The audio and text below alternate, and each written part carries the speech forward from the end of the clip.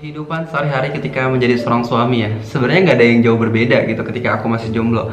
Karena menikah itu kan nggak merubah siapa sebenarnya diri kita 180 derajat, tahu-tahu kita menjadi orang yang berbeda. Nggak gitu, tapi menikah itu sebenarnya memperkuat siapa diri kita. Karena nikah, pasangan kita itu adalah cerminan dari diri kita. Jadi kalau emang kita pada awalnya malas, nggak produktif, bisa jadi pada saat kita nikah, ya kita tetap malas dan nggak produktif. Makanya nasihat Ustadz selalu dan selalu untuk para jomblo dan orang yang pengen menikah, perbaiki diri, kontrol emosi, biasakan untuk bertanggung jawab, jangan lari dari masalah. Dan yang terpenting, pelajari Islam lebih dalam, karena Islam adalah solusi bagi setiap permasalahan. Jangankan permasalahan rumah tangga, permasalahan dunia aja Islam tuh ada solusinya. Jadi terus perbaiki diri. Makanya solusinya apa? Yang selalu saya bilang sama orang, antum ngaji dulu, gitu loh. Kalau antum nggak ngaji, siapa yang tahu, gitu loh. Dan kalau antum ngaji dulu, artinya antum sudah mempersiapkan diri, dan antum nggak buat susah ceweknya. Dan ceweknya juga sama, ceweknya ngaji dulu, biar nggak buat susah cowoknya. Jadi dua-duanya kalau sudah ngaji, nah itu urusnya lebih mudah, insyaallah. Dua-duanya visinya sudah sama-sama paham, sudah ada orang yang melihat track recordnya seperti apa, nanti tinggal dikomunikasikan dikit jadi. Jadi ngaji, yang mau nikah ngaji.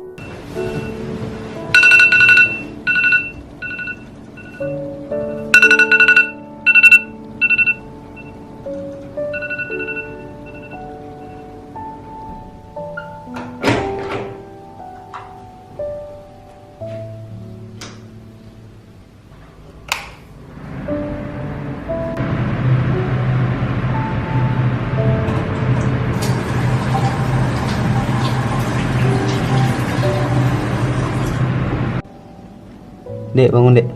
Dek, bangun. Allahu Akbar. Alhamdulillahi Rabbil Alamin. Aku bangun jam 3 pagi atau jam setengah 4-an. Kemudian aku siap-siap untuk sholat tahajud. Aku bangunin Dena, kalau Dena nggak mau bangun, biasanya aku cipratin pakai air. Kenapa? Karena Rasulullah bilang, rahimallah, rahimallah, sungguh Allah sangat merahmati, Allah sangat suka sama hamba yang suami yang bangun di malam hari kemudian dia membangunkan istrinya untuk sholat tahajud bareng. Kalau nggak mau, dicipratin. Begitupun juga sebaliknya, kalau Dena yang bangun duluan, Dena bangunin aku. Kalau aku nggak mau bangun, dicipratin. Dan adanya kita tuh sama-sama nggak marah, justru kita bilang makasih ya dek gitu, makasih ya bang gitu. Kenapa? Karena visi kita tuh sama gitu. Visi kita pengen mendekat lebih kepada Allah Subhanahu wa taala, meraih ridho Allah Subhanahu wa taala. Dan keutamaan sholat tahajud itu sangat luar biasa. Secapek-capeknya kita ya, kita tuh tetap bangun ya minimal sholat witir lah, satu rakaat seberat apa sih gitu. Dan alhamdulillah itu terus berjalan sampai sekarang. Orang yang rajin tahajud akan mendapatkan 4 keutamaan yang tidak didapatkan oleh orang-orang yang tidak tahajud, sekalipun sholat fardunya begitu khusyuk. Di antum sholat fardu khusyuk, bagus, tapi nggak tahajud, nggak dapat 4 keutamaan itu. 1, Allah akan mengangkat karir, pekerjaan atau aktivitasnya di tempat yang terbaik. 2, Allah akan bimbing setiap ahli tahajud. Allah akan bimbing sehingga menjalani awal pekerjaannya dengan begitu mudah. 3, wa akhrijni mukhrajas sidqin. Allah berikan jalan keluar terbaik dari persoalan yang dirasakan.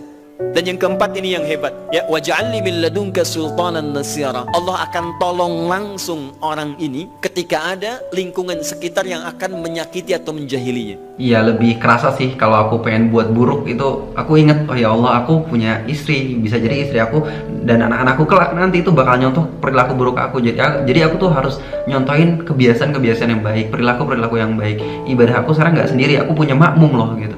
Dan ketika aku futur, alhamdulillah Dena ngingetin aku, dan ketika Dena futur, aku semangatin Dena. Kita sama-sama saling support dan saling mengingatkan dalam kebenaran dan kesabaran. Alhamdulillah. A'udzu billahi minasyaitonir rajim. Bismillahirrahmanirrahim. Idza waqa'atil waqi'ah, laisa liwaqa'atiha kadhibah, khafidatur rafi'ah. Setelah subuh, aku biasain untuk nggak tidur lagi. Kita ada program untuk membaca Quran bareng, dan subuh ini waktu favorit aku banget. Kenapa? Karena baca Quran di subuh hari itu disaksikan malaikat. Inna Qur'anal fajri kana masyhuda. Dan aku selalu bilang ke Dena, dek, kalau kita punya hajat di hari ini, kalau kita pengen urusan kita dimudahkan hari ini, perbanyak doa di pagi hari. Kenapa? Malaikat lagi pada nongkrong. Dan kalau kita pengen hari yang baik, kita harus memulainya dengan cara yang baik, yaitu dengan membaca Al-Quran. Jadi teman-teman harus biasain juga nih baca Al-Quran pada saat pagi. Setelah baca Quran kita zikir bareng. Oh iya, aku bilang ke Dena, Dek, kalau ibadah-ibadah yang sifatnya fardiyah, ibadah yang bisa kita lakuin sendiri, kayak tilawatil Quran, hafalan Quran, terus zikir pagi petang, doa-doa, itu harus sudah menjadi kebiasaan. Kan aku sama Dena nih punya target-target ya, Dena harus tilawah segini, terus harus hafalin ini, harus baca ini. Aku juga punya target masing-masing dari aku, dan itu harus kita lakuin setiap hari gitu. Jangan sampai ketika ada aku, Dena mau ngelakuin, tapi ketika nggak ada aku, Dena nggak ngelakuin. Nggak gitu, pokoknya ini harus sudah jadi kebiasaan, harus sudah jadi habits. Jadi ada aku nggak ada aku, tetap lakuin. Kita di rumah atau kita di luar rumah, ini harus tetap lakuin, harus jadi kebiasaan kamu. Ingat, hidup adalah pilihan, dan sekarang tinggal kita pilih mau kita menjadi orang biasa atau istimewa. Kalau orang istimewa itu pasti punya target-target. Jadi selesaiin target ini ya, Dek.